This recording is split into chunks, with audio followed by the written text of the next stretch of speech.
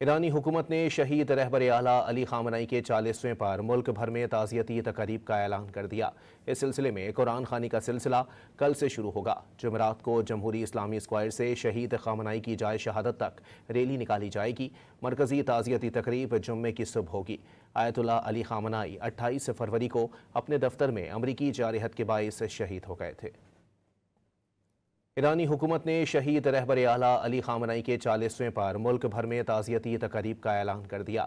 اس سلسلے میں قرآن خوانی کا سلسلہ کل سے شروع ہوگا۔ جمعرات کو جمہوری اسلامی اسکوائر سے شہید خامنہئی کی جائے شہادت تک ریلی نکالی جائے گی۔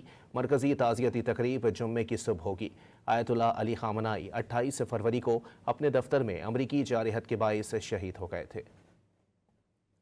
ایرانی حکومت نے شہید رہبر اعلیٰ علی خامنہئی کے 40ویں پر ملک بھر میں تعزیتی تقریب کا اعلان کر دیا۔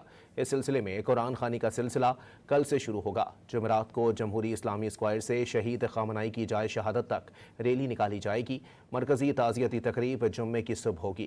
آیت اللہ علی خامنہئی 28 فروری کو اپنے دفتر میں امریکی جارحیت کے باعث شہید ہو گئے تھے۔